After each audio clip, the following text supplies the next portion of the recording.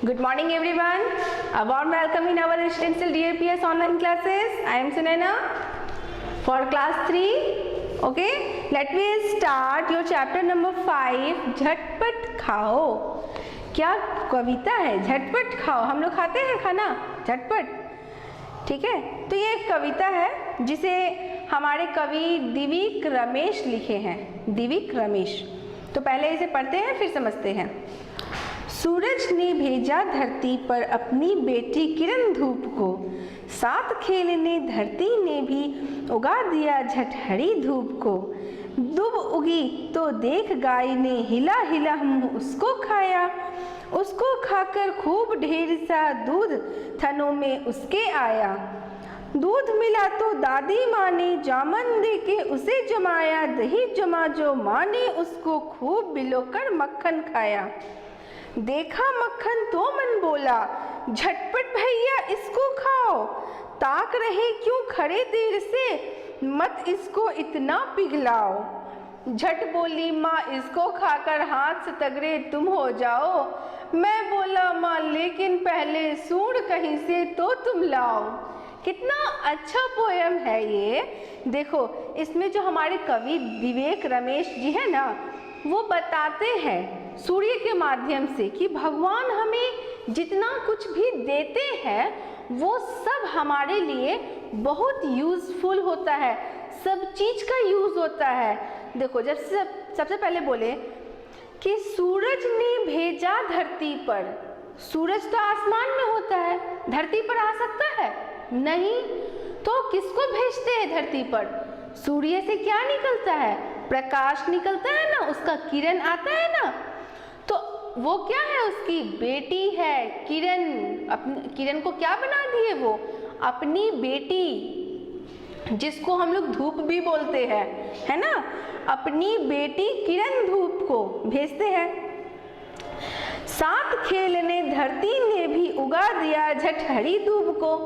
अब देखो सूरज की बेटी अगर आएगी तो उसके साथ खेलने के लिए कोई होना तो चाहिए. तो धरती जो है, हमारी धरती माता ने क्या किया?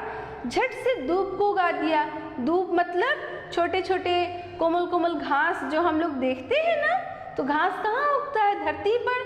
तो धरती ने उगा दिया धूप को. धूप पर जब किरण पड़ता है, धूप पड़ता है तो कितना अच्छा लगता है. धूप को बहुत मज़ा आता है. किसको? धूप को, सॉरी धूप को. धूप उगी तो देख गाय ने हिला हिला मुँह उसको खाया. अब जब घास उगता है तो कौन आती है खाने उसको? गाय आती है खाने के लिए. गाय आई, घास देखी हरा हरा है तो झटझट क्या की? उसको खाने लगी. उसको खाकर खूब ढेर सा दूध थनों में उसको आया. जब ढेर सारा हरा हरा ताज़ा ताज़ा घास खाएगी गाय तो गाय में क्या आएगा? खूब दूध आएगा. दूध हम लोग को किससे मिलता है? गाय से मिलता है. तब खूब थनों में उसके दूध आया.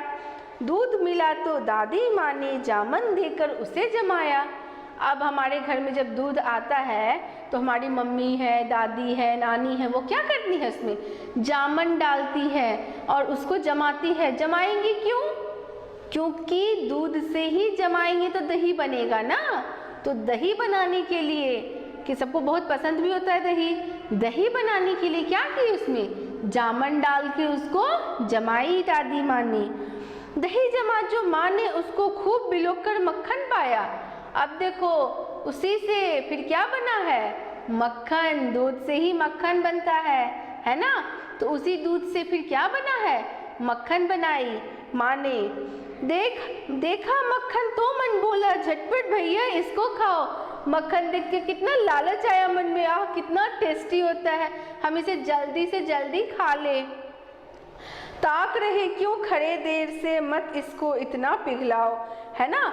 बोल रहा है कि भैया इतना लेट तक क्यों वेट करना, जल्दी से खा लीजिए वरना मक्खन क्या हो जाएगा? पिघल जाएगा. झट बोली माँ इसको खाकर हाथी से तगड़े हो जाओ. मैं बोला माँ लेकिन पहले सूंड कहीं से तो तुम लाओ. मतलब माँ बोली कि बेटा लो मक्खन को जल्दी से तुम खा लो. मक्खन खा लोगे तो तुम क्या हो जाओगे? हाथी जैसे पहलवान हो जाओगे, तुम में बहुत ताकत आ जाएगी. तो उसके बेटे ने क्या कहा कि माँ ताकत तो आ जाएगी हाथी जैसा, लेकिन हाथी को तो सूंड भी होता है, वो सूंड कहाँ से लाओगे, पहले मुझे सूंड तो ला के दो, तब ना मैं कंप्लीट लगूंगा, हाथी जैसा पूरा पहलवान लगूंगा। तो कितना अच्छा कविता था ये कविता के कवि कौन थे? कवि दिवेक रमेश, यही थे, कवि दिवेक रमेश थे इसके कवि। झटपट खाओ। तो अब हम लोग इससे रिलेटेड इसके जो शब्दार्थ है कुछ इम्पॉर्टेंट्स उसको देखते हैं। जैसे सबसे पहले है दूब। दूब का मतलब क्या होता है? एक प्रकार की घास जो पवित्र मानी जाती है। दूब इतना पवित्र होता है जिसको ना हम लोग घर में मम्मी लोग को देखोगे पूजा करती है तो दूब का यूज करती है, उस घास का यूज करते हैं हम लोग, ठीक है। उसके बाद है दूसरा शब्दार्थ है जामन। जामन का मतलब क्या होता है? थोड़ा सा दही जिसे दूध में डालकर दही जमाया जाता है। तो यानी कि दही को जमाने के लिए हमको थोड़ा सा तो दही चाहिए ही, और उसी दही को हम लोग क्या करते हैं? दूध में डालते हैं। तीसरा है बिलोकर। क्या है? बिलोकर। बिलोकर का मतलब क्या होता है? फेंट कर, किसी चीज को पूरा मिलाना। मम्मी लोग जब खाना बनाती है कोई चीज को फेंटती है तो वो होता है बिलोकर। तो हम लोग पढ़े थे ना, मक्खन बिलोकर बनाती है, बहुत फेंटती है वो दूध को, तब जाके उसका क्या बनता है? मक्खन बनता है।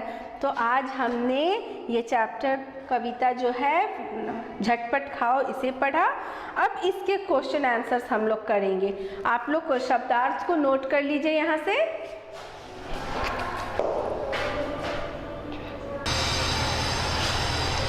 Okay, let me start your question answers. Number 1 का नंबर।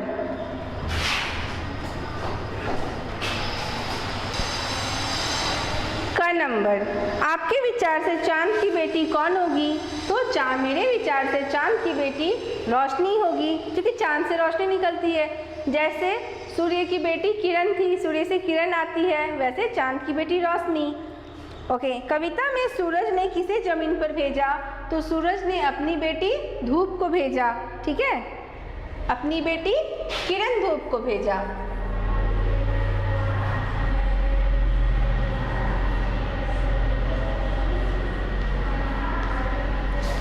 उसके बाद है धूप को किसने खाया? धूप को गाय ने खाया।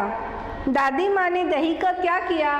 दादी माँ ने दही का मक्खन बनाया। उसको बिलो करके क्या बनाई थी? वो मक्खन बनाई थी। तो प्लीज इसे नोट डाउन कीजिए सबको अपने कॉपी में।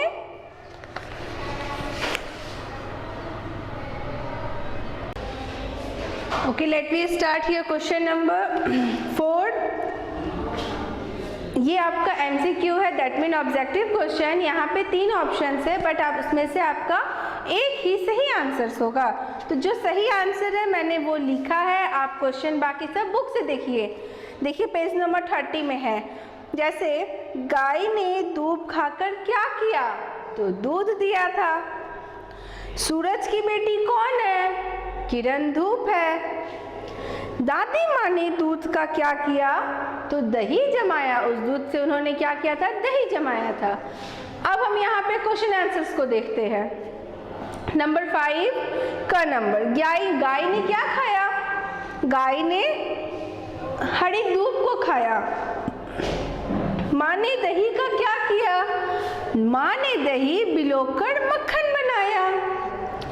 मक्खन देखकर आपका मन क्या करता है? मक्खन देखकर हमारा मन तुरंत उसे खाने का करता है। तो इस तरह से हमने आज अपना चैप्टर 5 झटपट खाओ कंप्लीट किया है। सो आप लोग इसे अच्छे से अपने फेयर कॉपी में नोट डाउन कर लीजिए। हाँ, अब नंबर 2 और नंबर 3 जो है आपका, जैसे नंबर 2 कविता में उचित शब्द चुनकर खाली स्थान भरिए। तो डैश को मत पिघलाओ। डैश में क्या भरेंगे? मक्खन। दही बिलोकर डैश बनाया। दही बिलोकर मक्खन बनाया। दूब को डैश ने उगाया। दूब को धरती ने उगाया। दूब खाकर गाय ने डैश दिया। दूध दिया। तो हमने second number fill in the blanks बताया है आपको, आप सब इसे अच्छे से अपने नोट कॉपी में कीजिएगा। और नंबर 3, वाक्यों को सही क्रम में लिखना है, पहले क्या हुआ था, फिर सेकेंड नंबर में क्या हुआ, थर्ड नंबर में क्या हुआ, उसको भी आपको अपने से होमवर्क में बनाना है। Page number 31, 34, 31 and 32 also your homework, okay. इसे आप अपने से कॉपी में अच्छे से नोट डाउन कर लीजिए। आज हमारा ये लेसन फिनिश हो रहा है। Thank you.